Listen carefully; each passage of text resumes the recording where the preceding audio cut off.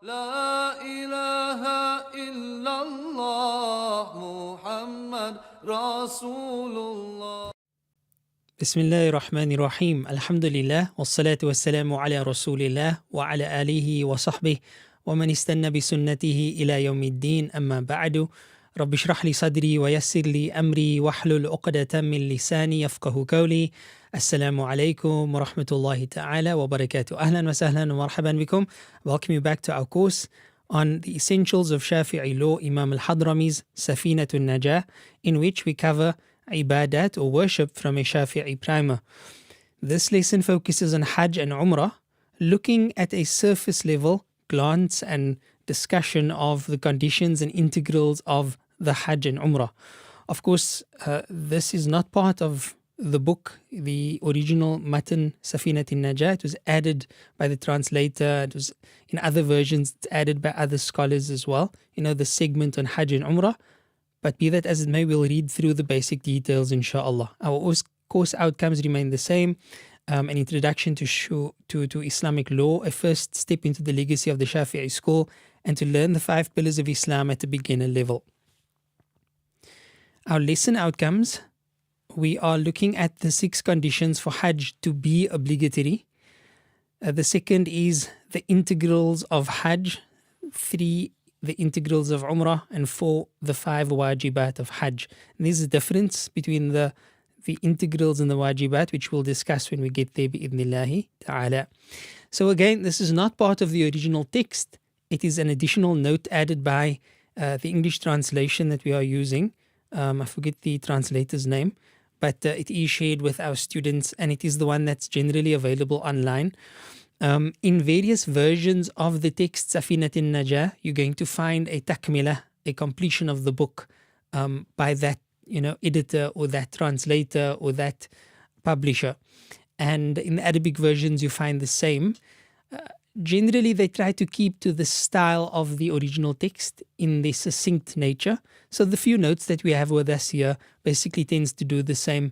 But if you do need the details of Hajj and Umrah, we've covered them extensively in our course on the Reliance of the Traveller, which is a level 3 course. So technically you can take that course after this bi'idhnillahi ta'ala, and you can register for the Reliance of the Traveller, the Ibadat segment of the course, at seekersguidance.org.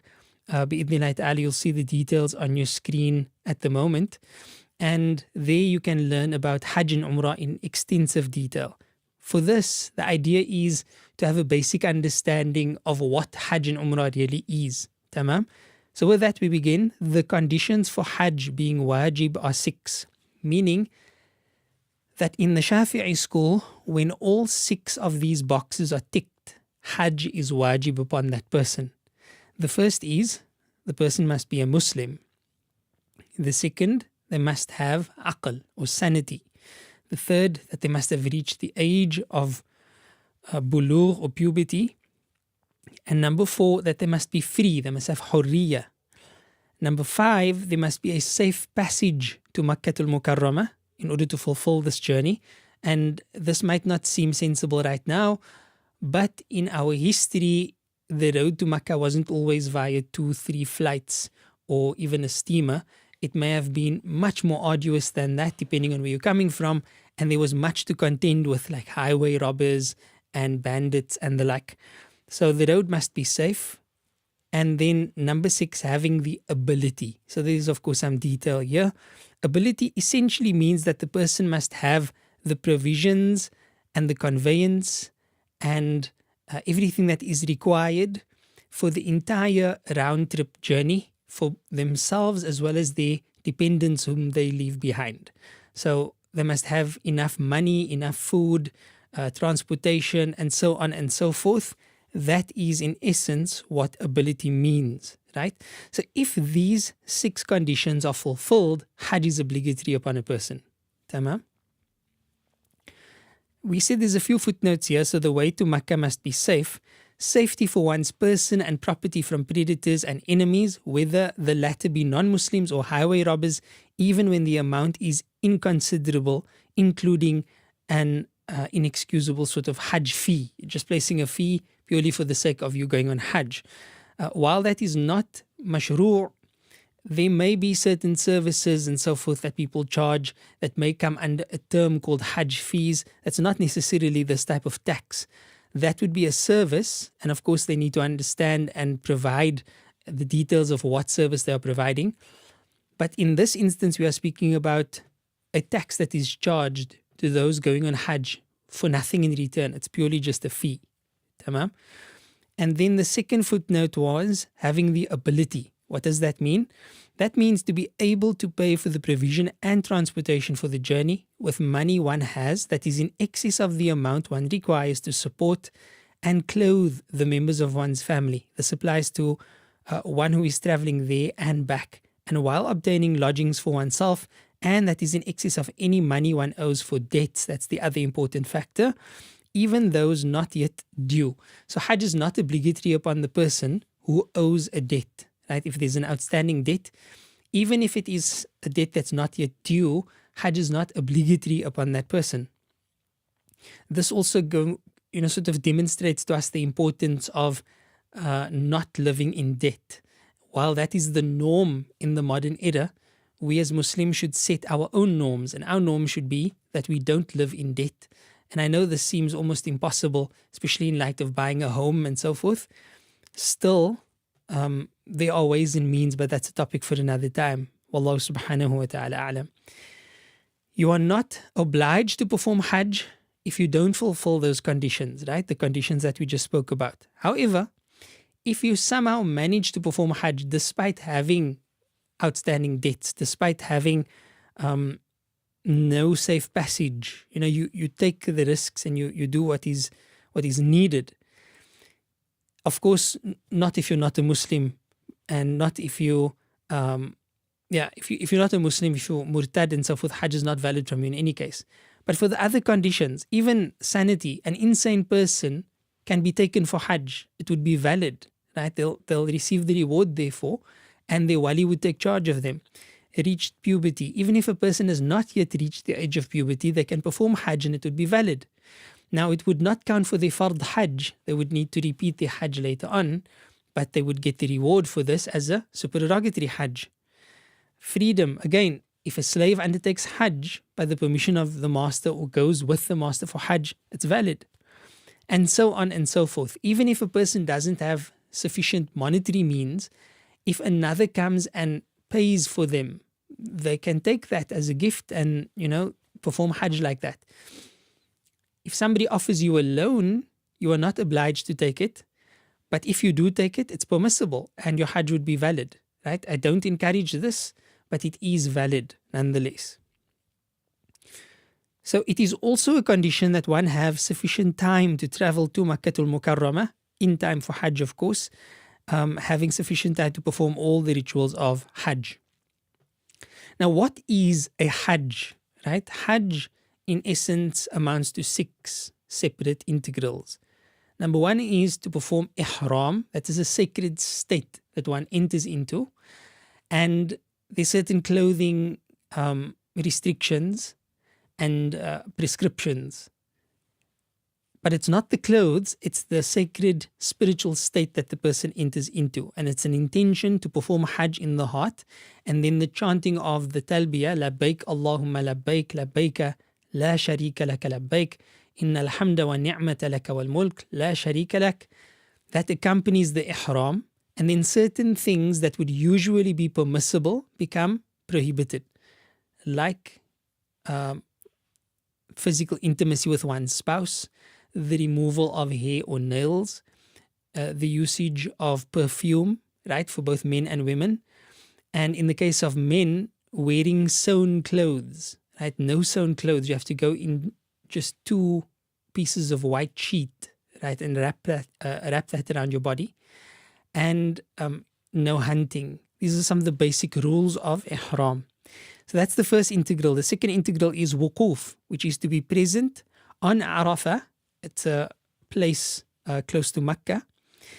And to be there, even if it's for a short while, after Zawal and Fajr the next day, on the 9th of Dhul Hijjah until Fajr on the 10th of Dhul Hijjah. If you are just there, just your presence there, means that you've attained Hajj, right, in the state of Ihram.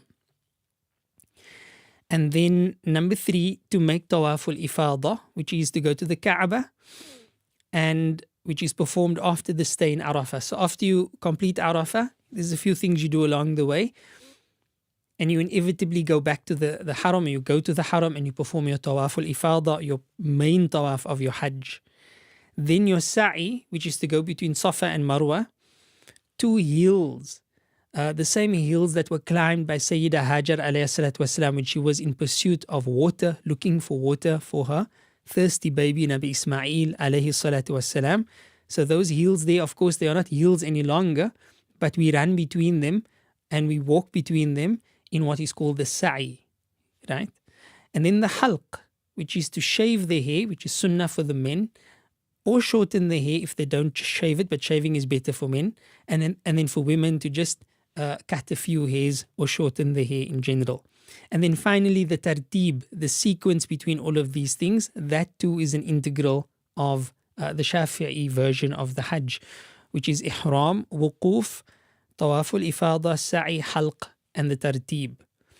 As for Umrah, right, now Umrah can be performed any time in the year, whereas Hajj is specific to those days in the month of Dhul Hijjah, and the months of Hajj are Shawwal, Dhul Qa'dah, and the first 10 days of Dhul Hijjah. These are the months that follow Ramadan.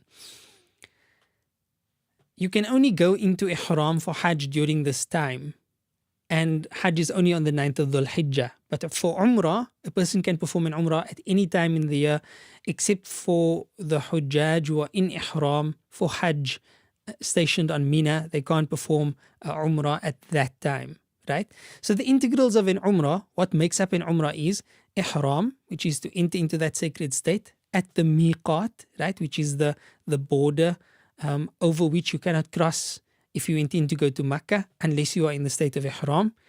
You cannot cross if you intend to go to Makkah for Hajj or Umrah.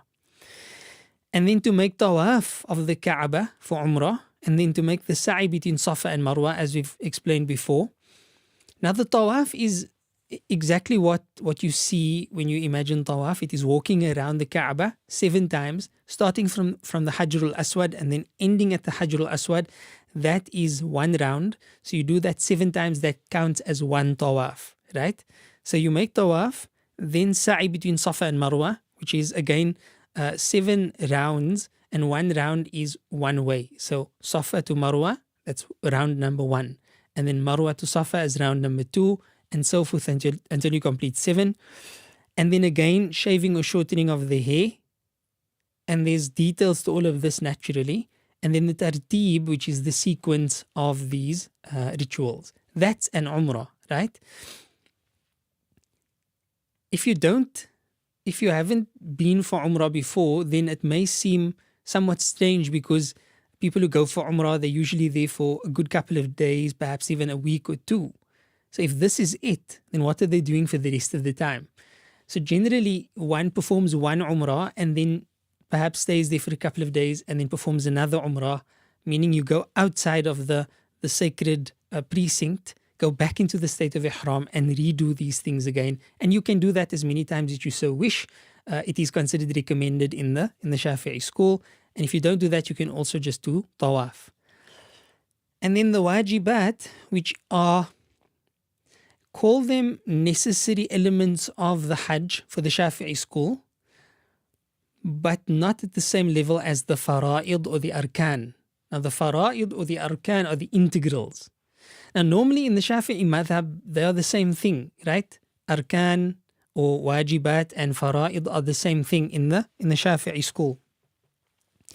However, when it comes to Hajj, they are not the same thing. There's a difference, right?